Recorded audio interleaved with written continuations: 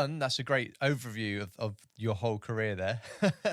And two, Mhm. it is quite interesting to hear that you go from being on the sub for a few years and then you go on to land. And I suppose that's quite a good break between the two. It is, I can't yeah. imagine being subs for 16, 20 years straight. Yeah, that would be No, mental. So how long was you in the sub part on Hawaii? How many years was that for? 11 years total, Oh, 11 whole over years 3 there, but tours. you over Yeah, 3 tours. So you right. did a bit of land duty No, within actually, that over time. 4 tours. Yeah, I did all of my junior officer time in Hawaii, all of my department head time. I did XO in Bangor, Washington State. And then my commanding tour was out of Pearl Harbor, and my Commodore tour was out of Pearl Harbor. Right. So Okay. four tours in Pearl Harbor. Four separate tours. But the first Mm. tour, how long was that before you went over to mainland US? That was 4 years. 19. That Well, was 4 it's years. just under 4 years. Yeah, Okay. And was that all subs, or did you do any land part on all subs. in Hawaii for that? Yeah. Oh, it was all subs. And then you head over to you mentioned it being Maine. Did you No, get promoted Washington, in not that Maine. time? I'm sorry. Oh, Washington. Sorry. Mm. Is that Washington DC or is that No, Bangor, Washington State. Washington State? Okay. So when you get moved over there, are you the same rank or had you been promoted? How did that look? I was the same rank as when I was a department head. I was a lieutenant commander as a department head, and through Right. my next short tour, and then through my XO tour, I was selected commander after I completed my XO tour. Right. And the EXO tour, that was Washington. Am I correct? Yes, Cool. And what does EXO mean? executive officer or exec Right. for short. First officer in some navies. So Okay. yeah, the numbers And, second in command basically. got it. And is that just land base or were you heading out No, on at ships? sea. Yeah, That was it at was a sea. Trident submarine. That's right now, I believe it's the largest submarine in the world since the Russian Typhoons have been decommissioned. That's an 18,000 ton submarine. So it's Okay. enormous. And that one does have a gym. I was going to ask, does that have a gym? Yeah. And what's Yeah, its it name does. again, just for people? Mine was USS Florida, and it's a Trident Florida. submarine. Now, the Royal Navy has Trident submarines as well. Yeah. Yes, it's interesting to see what the similarities are, but yeah, I'm glad that one was bigger. So how long was you with that sub? That was a short tour. I only served under 2 years on that tour. Right, but you went out to sea, and did you do Yes. a deployment from there? Yep, and we did 3 patrols. They're called. Ballistic missile submarines. We call them patrols, not deployments for historical reasons. Interesting. Okay, and I'm guessing subs, they are technically secretive with what they do, right?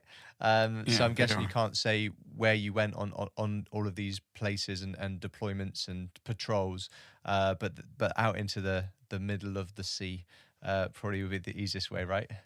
Well, the Trident submarines. The snarky motto is "Hide with pride." You don't want to be. You don't want anyone to know where you are. So yeah, you go out into the middle of the ocean somewhere. The fast attack submarines, all my other tours, the Los Angeles class. Now you're going after things. So you're chasing things, or you're going close to shore to do spooky kind of stuff. And so no, it's different. It's, again, I can't say specifically where we went, Yeah. except that it was in the Pacific, and you could let your mind wander with respect to where that might have been. Yeah, you're very aggressive, and you're very constantly on a warfighting footing, and you do things that no other ship or airplane can possibly do because you have the advantage that nobody knows that you're there. Yeah. When And an so airplane how flies was it? over, when an airplane flies over, everybody knows the airplane's there. When a submarine is Yeah. sitting offshore, nobody knows it's there. So Nobody knows. Yeah. So what was it like in your mind when you were sent to that Trident sub? Was it excitement? going to such a big one? It was a mixture of excitement and boredom. When you're in a fast attack and you're always aggressive and you're chasing the Russians or whatever you're doing, there's just moments of, the old joke, hours of boredom punctuated by moments of sheer terror. There's a lot of that when you're the fast attack world. On a Trident, you don't want those sheer terror things to happen. So you do your very best to make sure it's as boring as possible and nothing happens. So yeah, it's hard to motivate a crew, particularly in my case, the Cold War had just ended. And we had the president of the United States declaring that we had no more enemies anymore. So, what the heck are we doing out here doing these patrols if everybody's our friends now? Why are we still doing this? And that became an extreme leadership challenge to keep the crew motivated when the president was saying these things that turned out not to be true. Because it turns out people might have been pretending to be our friends for the moment, but they quickly emerged to be what they had always been. And so, we had adversaries, if not enemies, even when the president didn't want to admit it. Mm. So what's communication like between submarines and the surface? Is it just radio contact? Is that the only real connection you've got? Yes, satellite radio, pretty much. Yeah. Yeah, because you can't tune into the news and see what's going on, right? Because you're underwater. Now, when you're deployed, you're generally not transmitting, but you can receive. So you can get news reports and things like that occasionally, but you don't transmit because you don't want your transmissions to be intercepted because that gives away your location. So when we would be on deployment, let's say I'd be submerged for 2 months. Be at surface, go in, get more food and things like that, go into a port and get more food. For those 2 months, my family have no idea. Nobody knows. Are they dead or alive? They don't know anything until you surface and do that first transmission in 2 months to say, hey, we're surfacing in accordance with our mission instructions and we're heading to this port as directed. So for 2 months, nobody knows where we are, what we're doing, if we're alive. Yeah. Whatever. Yeah, it must be difficult for one you lot that are in the sub, but you're trained for that. But then the loved ones, your family, your friends, it must be difficult for them as well. Not having any knowledge of your whereabouts. In modern times, of course, the family can send emails to the submarine, and you might be able to receive them occasionally. But in those days, the families were limited to 50 words a month. They could send 50 words a month. And they would mail these little things called familygrams to the squadron. And the squadron would put them in a radio message and transmit the radio message to the submarine. But 50 words a month, you have to choose those words very carefully. So no use of proper English.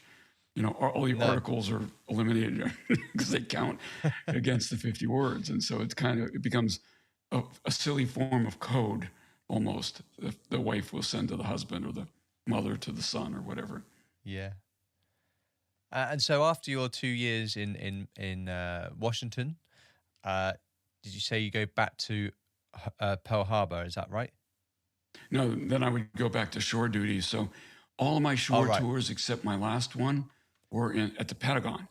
So I kept bouncing back and forth between my sea tour and the Pentagon in Hawaii. Hawaii Pentagon, things like that. Hawaii Pentagon. Right. Okay.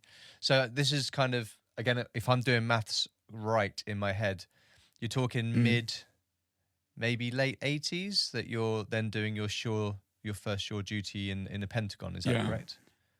Actually 86 was my first, 84 was my first shore duty. And I went to graduate school for my first shore duty in Monterey, California, and spent 2.5 years there. And then I went back as my Would you train there? In Hawaii. Is that spacecraft Navy systems people? engineering?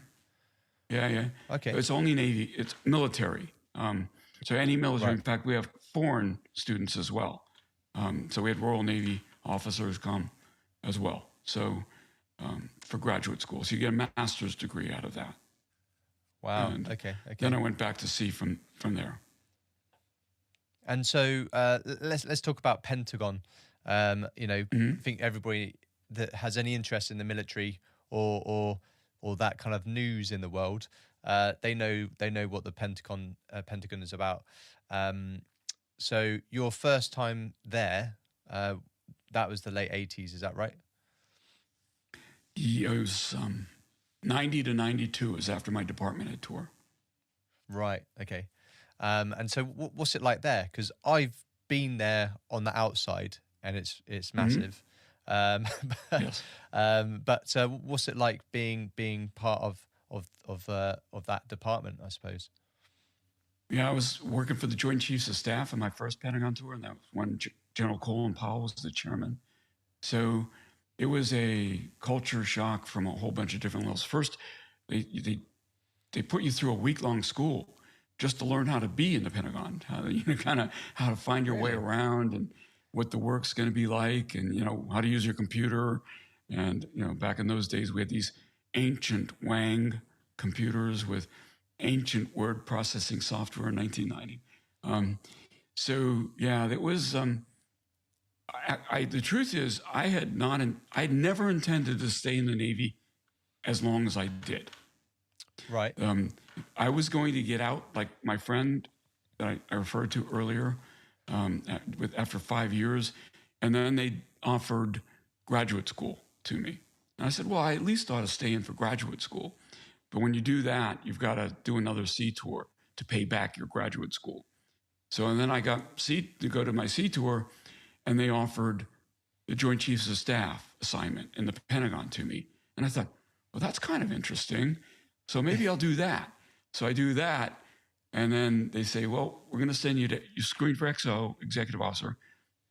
We'd like to send you to a Trident submarine in Washington State. Well, that might not be bad. Well, let me do that. And so, I do that.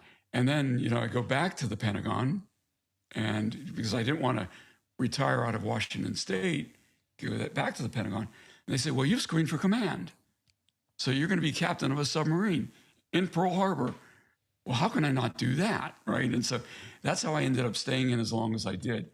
When I went to the Joint Staff, it was absolutely fascinating. And it was the first time I thought, maybe I'm going to spend a career in the military. Maybe I won't get out after this tour. Because if every job is interesting as this one is, this may not be bad after all. This doesn't suck. So I happened to get there just as Desert Storm was beginning. And I happened to get assigned to the National Military Command Center for the war. And so I was on the inside for war planning and stuff like that. It was just, intellectually so interesting to see how the battle plan was unfolding, and to be very small part, but a part of all of that. Mm-hmm. And learning the joint nature, because I actually worked more with Army in that assignment than I did with Navy. And so seeing the Army side of it, how to do a campaign plan, how to do logistics planning, we call TIPFID, a time-phased force deployment to support the campaign, the ground battle, and things like that. And just from my point as a Navy guy, that was just so stimulating and so fascinating. I decided to study that really hard and get really good at that stuff, at the battle planning aspect of it. And so that was just, from that point forward, it was, okay, I think I'm going to stay in. So it was very interesting. Yeah, it sounds it. And is the Pentagon a real mix of civilians and military, or are you kind of like talking more military posted there? Yeah, one of the things a lot of people don't realize is the Pentagon is more about money than it is about battle. Right. It controls the entire defense budget, and that requires a lot of civilian accountants. And so, yeah, it's probably 50-50 civilian uniform mix. And of the uniform side, it was divided fairly evenly between Army, Navy, Air Force, and lesser number of Marines, because the Marine Corps is smaller service. And so from that standpoint, it was you know, and on the Joint Chiefs of Staff, it was, again, fairly evenly mixed between Army, Navy, Air Force.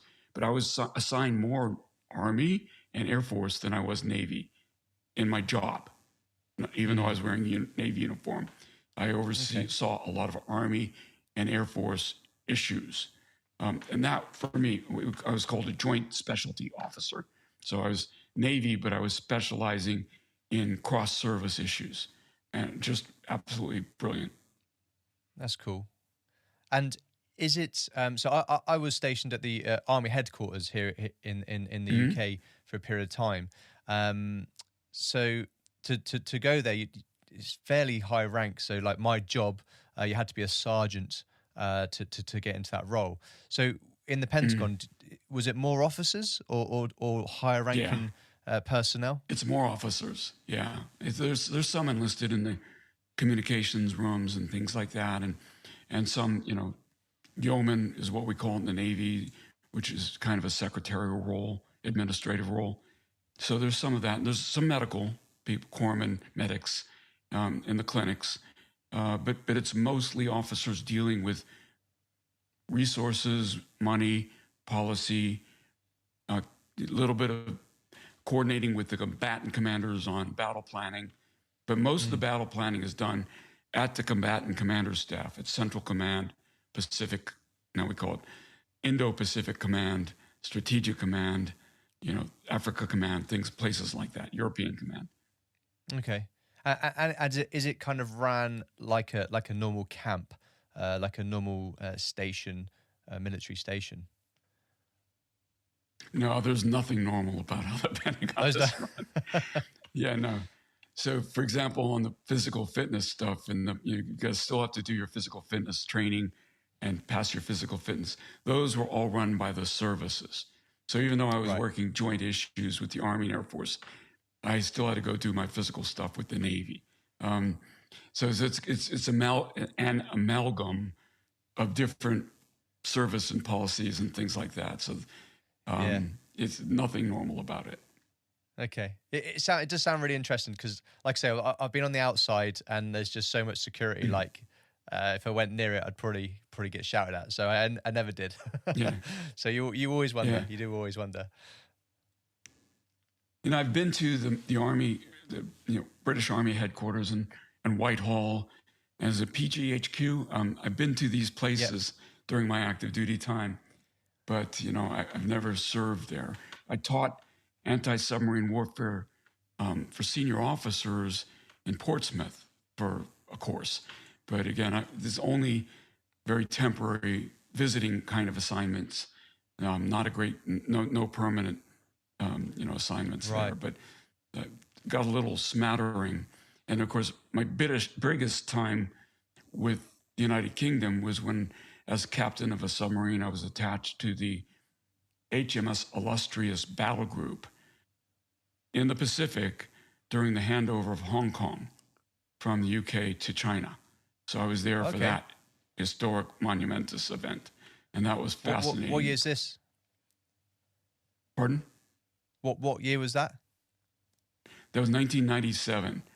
So the United States decided to attach one American ship to the British battle group so that we show America's resolve with the Brits as the handover of Hong Kong was taking place. And my ship happened to be the one American ship attached to the illustrious battle group. It was wonderful. It was a great, great moment in history for me to be there. And by the way, this is way off topic, but the most uproarious, raucous, not debauchery, but raucous time I've ever had was in Kowloon in Hong Kong at the Mad Dog pub with a bunch of Royal Navy sailors the night before the handoff was to take place, when the Red Army marched in review in front of the assembled crews with then Prince of Wales, now King Charles, but then the Prince of Wales standing on the balcony of Prince of Wales Barracks in Hong Kong as the Red Army passed in review. It was like, you can't make this stuff up. You know, one of those things where, is this really happening? And I still have my T-shirt with the Union Jack being painted over in a cartoon with the Chinese flag, right? So as the, Hong Kong was handed off from the United Kingdom to the PRC, I treasured that T-shirt. Yeah, and the fact that you were so close to Prince Charles, like you say, now King Charles, and in fact, Right. your episode goes out after he would have had his coronation. So he'll be fully on the throne by the time your episode comes out. So like you say, big bit of history there. Big bit, yes. Yeah. Maybe the most, well, certainly the most visible thing that happened during my command tour. From a national security standpoint, maybe not the most important thing my ship did, but certainly the most visible. And by the way, the Chinese harassed us as we were leaving port, just to show us who was in charge now. So Wow. the Chinese ship we were on the surface, obviously, trying to get out of Hong Kong Harbour when the Chinese gave us a bit of a hard time. Oh, Luminek. I guess you didn't retaliate. You just kept on going, right? No, kept on going. Yeah. Yep. Yeah. So you was that stationed out of Pearl Harbor? Is that where you kind of went Yes. from? Yeah. Yes. Again, just getting my orientation to your career to timeline as well. And you're a commander or a captain of the ship. Is that right? Yeah, I was commander rank, but everybody refers to a captain of the ship as captain, regardless of what the rank was. Really? Same in the Royal Navy. Okay. Yeah, same in the Royal Wow. Navy. You could be a lieutenant commander rank, but if you're captain of the ship, they call you captain. Very confusing, but Yeah, it is. Yeah. So, how long was you there for that station period in Hawaii? About 3 years for my command tour, just under. Yeah. But I wasn't sure if you were asking about the time in Hong Kong. Hong Kong was just a few days. Just But a few 3 days, years for my entire command tour. Okay. And so when did you leave? When did you leave Pearl Harbor after that time? And December where did you head next? 1999, I believe. 99. And maybe it was September 1999. It's all a blur. But I went back to Right. the Pentagon. And You went back to the worked Pentagon. And I began working for the number 2 admiral in the United States Navy after my command tour. Okay. How long was you there for? That tour, short tour, was scheduled to be 2 years, but 9/11 happened while I was there, and my tour was extended a bit because of 9/11. Okay. Because that's what I was going to ask. Like the time frame. Was you there when 9/11 happened? Now, are you I was able in the to building. share? Yeah, I was going to say, are you able Yeah. to share what happened, where you were when the incident happened? Yeah, I was about 100 yards from where the plane hit. Yeah, I've talked about this before several times, but on different documentaries and things like that. But obviously, in our office, we had a TV on CNN running all the time with the sound turned off just to see. The CNN was sometimes the very first indication you had when something bad was happening in the world. And so we always kept it on. And so, when the first plane hit the World Trade Center, we saw it on CNN, on the TV, and knew that something was amiss, knew that was not an accidental impact, that had to be intentional. So we were kind of, on our toes, on alert would be misleading to say that because we hadn't alerted the Navy or anything yet. We're still trying to figure out what was going on. And the second plane hit, we knew it was a terrorist attack. A little while later, we heard a plane had been hijacked out of Dulles and was headed back towards Washington. And I stupidly mused out loud with many people in the outer office with me at the time. What building is big enough, has a lot of people in it, big enough to see from the air, has symbolic significance. The only one that has a lot of people in it that can be seen from the air is the Pentagon. And I said, it's headed here. And some people in the office in the room started panicking when they heard me say that. But maybe a minute or two after I said that, it started. We could hear the airplane flying in, and what you hear is we heard the airplane at full throttle, and because the Pentagon is situated close to Reagan Airport, you hear airplanes on full throttle all the time, but you hear them go to the full throttle and then the sound diminishes as they take off. This was an airplane on full throttle where the sound was increasing, not diminishing. So yeah, it's headed here. But from the point where we heard the airplane to the point where it hit the building, maybe 10 seconds, I guess at the time. It's kind of fuzzy. Over the years, I keep changing my guess because I think about how it could have been, but it was single-digit seconds. And then big boom. And the building shook a little bit. It wasn't like the World Trade Center because it wasn't vertical. It was, made of stone and 5 levels high, so much more stable. And so a few of us started running down the corridor once we realized we're alive, towards the point of impact. We got to a point where we couldn't see or breathe anymore, but I could kind of see sunlight, which is bad because you weren't supposed to see sunlight. It meant there was a hole in the building. So ran back the way I came, ran down the stairs to the ground level because I was on the 4th floor, and then ran to the point of impact from the outside. Of course, then at that point you could see pieces of the plane, see it burning, see people scattered on the ground, things like that. So that's kind of where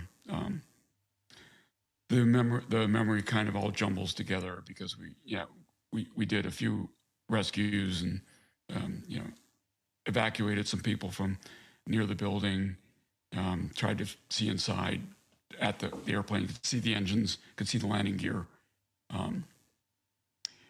You could see some seats from the airplane, but inside it was, couldn't see, that day, couldn't see any bodies. After the fire was put out, I had to go back in to start kind of measure where the Navy Command Center, because the Navy Command Center was in the area that got hit, kind of outlined for the investigators where the Navy Command Center had been, and this is before the bodies had started being recovered. So I did see seats with bodies and some of my shipmates, to use the Navy expression, some of my friends that were killed in there. But that day, during the time where we were doing rescues and stuff like that, only could see burning wreckage and really couldn't see in far enough to see anything but burning wreckage. Mm-hmm. Well, so in any case, that's why my tour in the Pentagon got extended, because I got put in charge of the recovery effort. So I spent maybe 6 or 7 months longer in that tour in the Pentagon than I'd initially planned. Yeah. And so, what was the kind of mindset for the area that you were part of then? Obviously, you said you were put in charge of the recovery and I guess, literally that recovering from that incident. But I'm guessing there's a lot of other things happening to, think about the rest of the world. Well, I was in overall charge, and in fact, they started referring me as to the Chief of Naval Operations Damage Control Assistant. And of course, the Chief of Naval Operations never needed a damage control assistant before.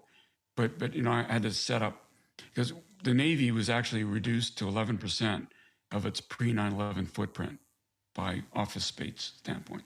So I had to put people in charge of finding a place for all these admirals to work again, because their offices were destroyed. Finding a place where we can get our computers hooked up again, because we had no computer connectivity anymore. And then there was an element that was out of Bureau of Personnel, the HR shop for the Navy, in essence, that was in charge of notification of surviving family members, identification of remains. There was another element that was in charge of the investigation of the criminal aspect of it, because it was a crime scene, and the FBI generally ran the crime scene aspect of it, so there's coordination with the FBI for exploitation of the crime scene until they released the crime scene, which delayed recovery of the bodies somewhat. There was an element with the morgue. There was, integration with the morgue effort as the bodies were put into refrigeration trucks as they were recovered. Then there was coordination of the people that actually did the recovery of the remains. And in most cases, those were active duty soldiers out of Fort Myer. There was a horrific task they had. I only had to go in one time to identify the boundary of the Navy area where the remains needed to be recovered. They had to go in every day, and they rotated them. But I can imagine the PTSD those guys went through afterwards. It was horrible. Body parts and just from my own experience, that one day there were some bodies that looked like people were sleeping at their desks that seemed to have been overcome by the fumes. And there were others that obviously were in pieces and completely burned and unrecognizable. So that kind of PTSD, I'm sure those guys suffered with for years, maybe probably to the present. I went through a little bit myself, but eventually I learned to deal with it. So there was a lot of that, kind of aspect. And I did that for about 2.5 months, working pretty much 7 days a week until I just couldn't do it anymore. And then I said, look, I need to do something different. I'm kind of done here. And my boss happily took pity on me and had somebody else take over for the rest of it. But it went on for a year, obviously, right? With all of the various aspects of it and the rebuilding and stuff like that. And then I transferred to a submarine job and then was promoted into the position of Commodore of Submarine Squadron 3, again in Pearl Harbor. And that was wonderful to get back to what I considered to be home. Okay. It must have been to get away from that area that, like you say, it was constant for a year. So you say you get promoted again, and you head over. So when you get back to Hawaii, is that the point and moment where you relax a little bit after 9/11? I had intended to get out of the Navy while I was in the Pentagon working for the vice chief, but when 9/11 happened, I was just angry, right? Yeah. And I said, okay, this is not the time to be getting out. You have no idea what's going to happen. You have no idea what kind of war it's going to be. You know it's going to be a war, but you don't know what. Is there a country backing them? We knew nothing. We knew pretty quickly Al-Qaeda, but did they operate on their own? Was there other nations supporting them? Was there going to be a sea war? That the Navy would be heavily involved. And the Navy was heavily involved in ground aspects of the war in Afghanistan and Iraq. I mean, obviously, SEALs were some of the first special operations forces in both countries. And as well, we had Navy intel, we had Navy jets, we had Navy, support in every aspect. But it wasn't a ship versus ship kind of war. But we didn't know that at the beginning. And, so when I went to be Commodore, by the time I went to be Commodore, we pretty much knew it wasn't going to be a ship versus ship war. Right. So my 6 submarines were deployed for Tomahawk missile strikes and things like that into shore targets. But at that point, I was starting to think, maybe it's going to be okay if I get out. So I did one more shore tour after my Commodore tour, where I stood up a new anti-submarine war. How long was your Commodore tour? Just under 2 years. 2 years, and during that time, 2014. 20. That took you to 2004. I'm sorry. 2004. Okay, decade. That's cool. 2004. Yeah. So during that time, was Pearl Harbor pretty much on high alert for those years? Because obviously we were still learning. Yeah. One thing is we were deploying SEALs out of Pearl Harbor. There was a SEAL unit in Pearl Harbor. So they were deploying to and from mostly Afghanistan. And you never know whether there's going to be another terrorist attack. So we were we were on high alert. Mm. And, you know, that actually continued for quite some time. Yeah, yeah. And then yeah, I don't know if you can share anything from that time. But as that rank, Mm. are you kind of like telling where the subs are going to go, or how does that work at that level? Yeah, yes, I'm deploying the submarines. And in the United States Navy, unlike the Royal Navy, Commodore is a position, not a rank, but they call you Commodore Right. when you're in command of a submarine squadron. In the Royal Navy, Commodore is a 1-star rank. In the United States Navy, it used to be, but we stopped putting on the 1-star after World War II. And so we still wear your 4 stripes of a captain while you're Commodore, but you're referred to as Commodore. Right. Okay. Yeah, So but you were a captain in rank, but Commodore. yeah, captain rank. As a Just role. like Right. a commander is called captain, even though he's a commander. Yeah. A Commodore is called Commodore, even though he's a captain. Yeah, it's confusing, I know. And yeah, what was you going to share from that tour, that trip? No, my job was to make sure the submarines were prepared and to deploy them on call. And so to missions that the combatant commanders demanded from submarines. So I worked for the combatant commanders in that role, and so yeah, it was the right way to kind of approach the sunset of my Navy time, and it was a very rewarding tour. Mm. And had you decided whilst you were there that would be the ending of your career, or was it when you went back to shore?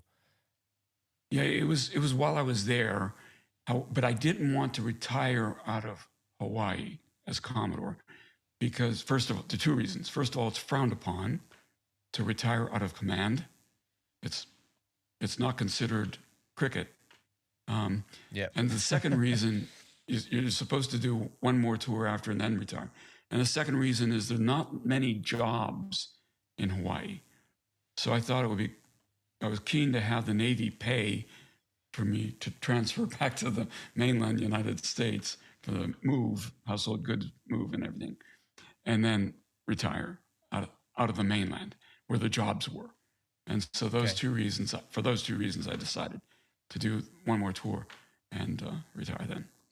And where was that, your final tour? It was in Norfolk, Virginia, which is Norfolk is like the big Navy town, and everybody in the Navy spends all kinds of time out in Norfolk. Ironically, for me, that was the only tour I ever did. I never fancied being an Atlantic sailor, so I never sought a tour out of Norfolk. But that one was my last tour. Was my one tour out of Norfolk. Okay. So how long was you there for leading up to retirement? 2004 to my July 2006 when I finally retired. Okay. And so what was you doing when you were there? Did you have any command posts or not command posts, but did you have any roles there that you were taking part in? Yeah. We stood up a new command called Fleet Anti-Submarine Warfare Command, and I became head of doctrine for the entire United States Navy for all anti-submarine warfare. And we rewrote the Navy's ASW doctrine while I was there. And I also was the head of the East Coast operation of Fleet Anti-Submarine Warfare Command. So, you know, I had a 2-star boss in San Diego, but I ran the operations on the East Coast and all of doctrine for the entire Navy. Okay. How did you find that? Was that a good challenge for the last part of your career? Yeah. I was recruited into it. I was asked to do it by the Chief of Naval Operations, and that's the #1 admiral in the Navy, the First Sea Lord. And when the First Sea Lord says, "Hey, I have a job for you," because I worked for him after 9/11, right, for the recovery. So he kind of came to know who I was from that. And then when he saw me in my Commodore job, and he said, we're going to do something different. And I think I might have a job for you in this new command I want to stand up. And it's hard to say no. So, Yeah. aye, sir, and go off and do that. Yeah, that's fair. That's fair. And so you made the decision you're gonna exit the military uh, and how did that look for you? Did you have a plan? Did you know your next steps No. to go back as a civilian? How did it look? Share what you can. Yeah, I had no idea what I was doing. And in retrospect, I was even more ignorant than I thought I was. And I thought I was pretty ignorant. And so, I did what everybody told me to do. The Navy gives you these little schools that week long, it's not a lot, to prepare you for the rest of your life. And it turns out, and I had no idea of this at the time, that most of that training is completely wrong. And I was lucky I survived. So I went through, I sought opportunities outside the Navy. I was quickly faced with 3 different job offers. One was to run a racetrack, believe it or not, horse racetrack. And the owner of the horse racetrack was a veteran of D-Day, Army. And he fancied that he was obviously getting on in years. And he believed that his racetrack needed a retiring military officer, senior officer, to run it, to crack the whip, and keep it in shape and get things moving. And so he interviewed one candidate from each service, Army, Navy, Air Force, Marines. And I was not even allowed to know what it was in the initial phases of the interviews, what the job entailed. But in the end, I withdrew from the running because they owned several off-track betting facilities, and what had occurred to me, it was a bunch of old men betting their Social Security checks. And from a Right. morality standpoint, I didn't think I could do it, right? So that was one opportunity that I didn't pursue I was one of the candidates, finalists, but I withdrew. Second opportunity was the number 2 man in a relatively small factory in California of about 800 or so employees. That was intriguing to me. And the third opportunity was a training opportunity. They call it a leadership development training opportunity in a very large company. I'll name it Raytheon. And so I almost didn't take that job because I railed at the notion that I needed my leadership to be developed. So I was a served Major Command Commodore. How are you going to train me to do leadership? Who do you think you are? and interestingly, it appeared that company was willing to invest in me in ways the other company wasn't. And so I swallowed my pride, even though I didn't think I needed my leadership to be developed, and took that job. And it turned out to be exactly the right thing, because it turns out their definition of leadership was different than what I was thinking. What they meant was business leadership training, right? How to run a business. And of course, I knew nothing about that.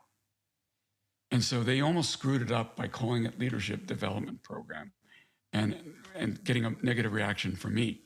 But it was the best thing I could possibly have done, because it took me from square zero up to what I needed to know to run a business. It was wonderful. Good.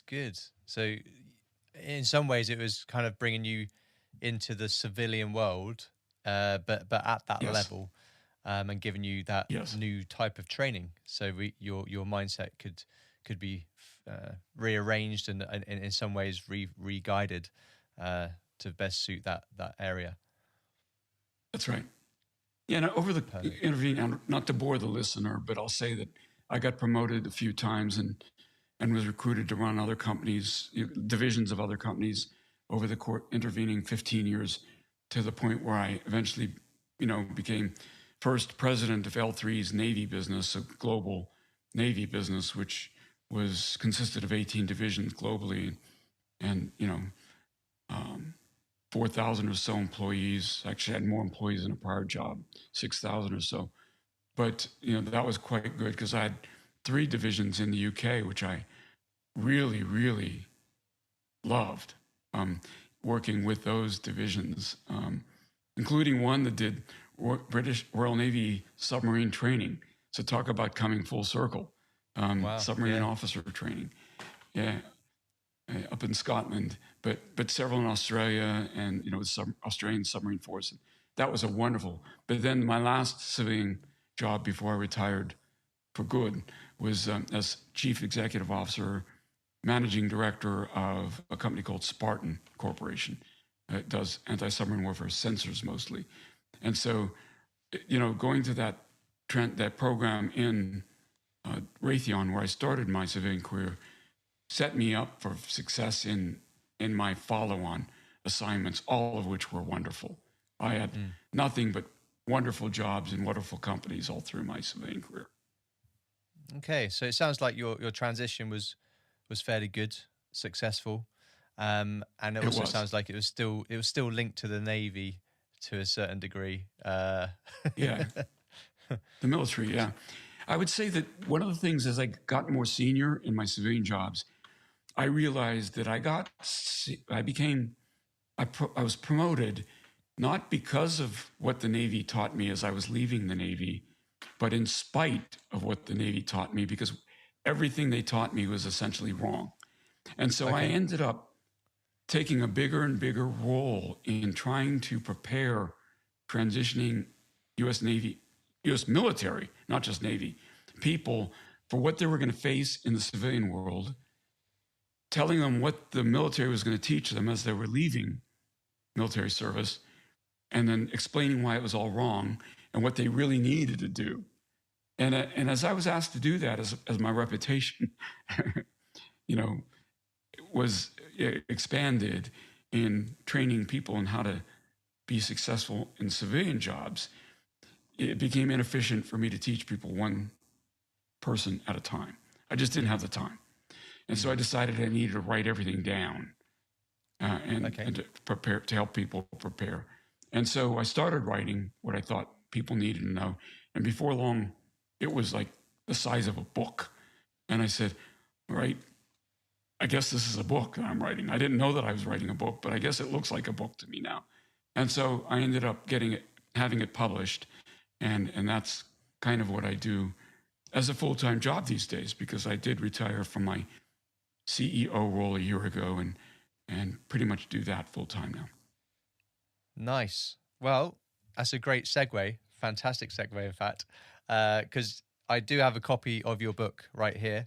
And just to clarify, you've only written one book at the moment, or have you got others on the way? And I have no plans to write a second. Not yet, anyway. You might have a brainwave one day.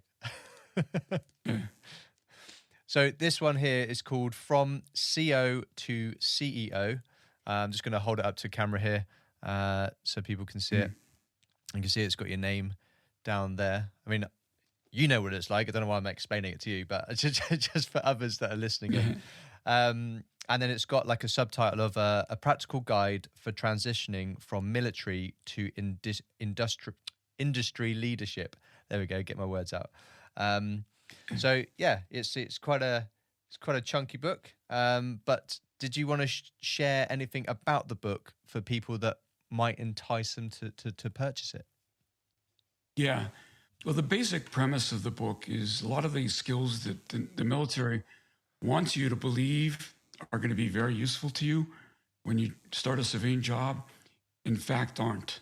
And the military, when they do this training for you when you're leaving the military, they want you to feel really good about your military service. And in so doing, they end up lying to you about how useful some of these skills are going to be.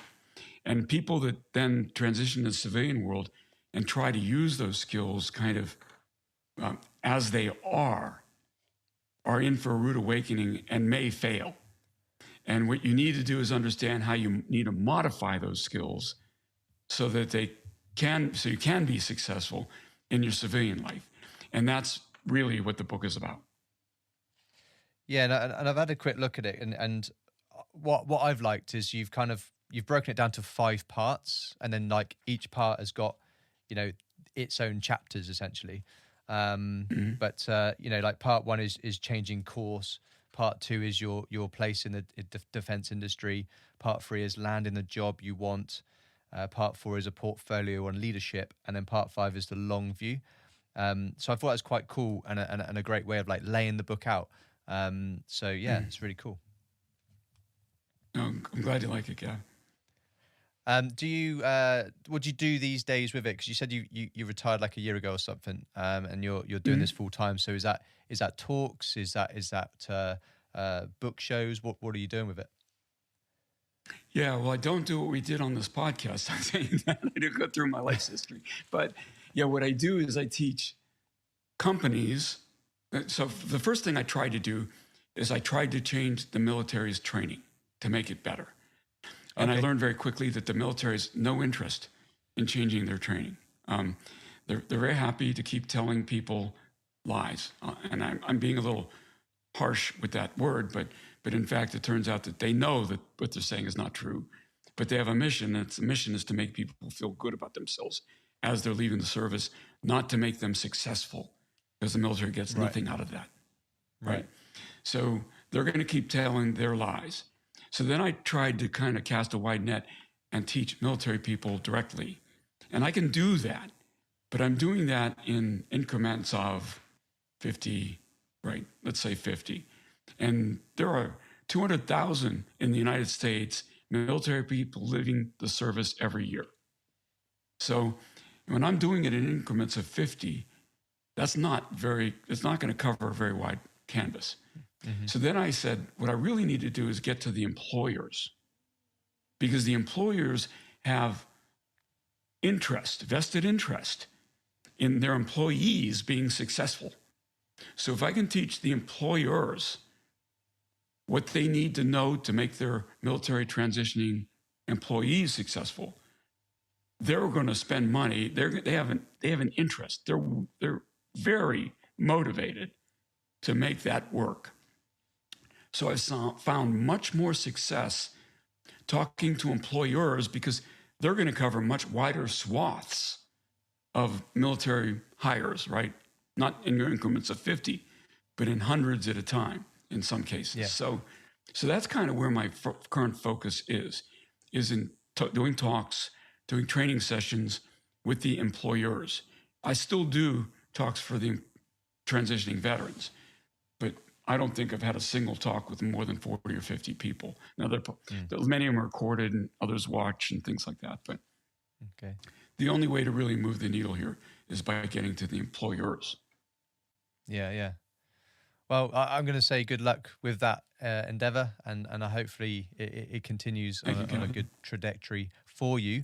But as for your book, where can people pick up a copy from your side of the pond? Yeah, for better or worse, Amazon is kind of the 800-pound gorilla, and it was sold in bookstores. But Amazon determines its own price, and then they undercut the price of pretty much every other bookstore. So that's it. But that's where to get it. But it is available on Kindle on Amazon as well, or Apple Books, or ebook and audiobook format. So it's in every one of the formats. So audiobook would be Audible, which is also I think an Amazon engine. So pretty much everywhere. Are you doing the narration, or is that someone else? Sadly, yes. And that's maybe one of the hardest things I've ever done in my life. I hope my voice sounds better on the audiobook than it sounds right now. But yeah, reading a 270-page book, from cover to cover, is not my idea in a studio, in a small booth, is not my idea of fun. And so, no, I'm be very happy if I never have to do that again. How many? Because I believe this is what I've been told by people that have done it in the past. They broke it down to different days. Is that correct? Yes. How long did it take? How long did it take you? It took me a bit over 3 days. And basically, you go until your voice falters. Okay, that's right. That's it for today. I'm going to the hotel and come back the next day. Right. Try it again. See if it's any better. Drinking gallons of water. Yeah. That's really cool that you've narrated your own book, because it sounds better. It has more power behind it, I think, if the author has actually done that. So well done for doing that as well. Brilliant. Well, I'm in no danger of ever being hired as a voice actor. I can tell you that. Great stuff. Bill, we've pretty much covered your career, and it's been a fascinating listen. So thanks, sharing some amazing things there. But we've come to the point in the show where you can give some advice. You can give some advice for people that are listening. So I'd like to get your advice for anybody that's thinking of joining the military. If you want it to be more specific with the Navy, you can. But with your time in the Pentagon, you've worked alongside other services. So if you've got any advice for people thinking of joining the military, can you share something now?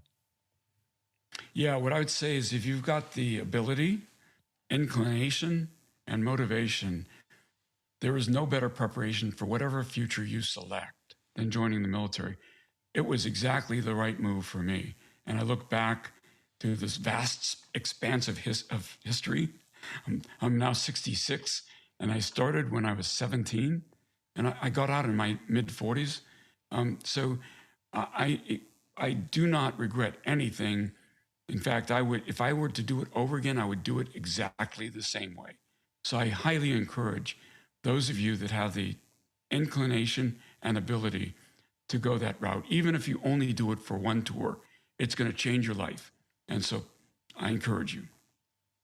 Fantastic. Some great advice.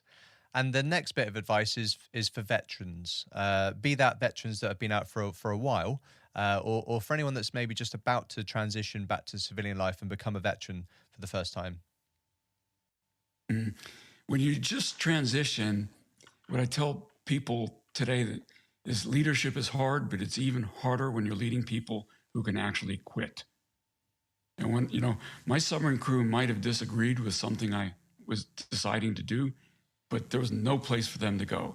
When you're leading civilians, they vote with their feet, and you've got to come at it with a different attitude. If you do that, you're going to be successful. Some great advice. Fantastic. So that's a great mindset for someone that's, I think, going to become a veteran very, very soon. So Bill, that has absolutely brought us up to date with your advice as well. So how was it for you coming on the show? It's been a long grind. My goodness. I don't think I've talked this much about myself in my entire life. So I hope it's been helpful or useful to you. Yeah, useful to me and useful to people listening and watching. But it's been great. We've now capsulated your career in the military. So thank you for that. Thank you for sharing what you have shared, and also given some of your time today. We don't have infinite amount of it, so thank you for giving some of your time. Oh, thank you. It's been a real joy being on the show with you. No problem. It's been great having you on. And I say this to all my guests. Thank you for your service. And thank you for your service, Gavin. No problem at all. No problem. I like you, I would do it all over again. So it's been great. But thanks again, Bill. It's been great having you on the show. Thank you. This has been Military Veterans Podcast. Out.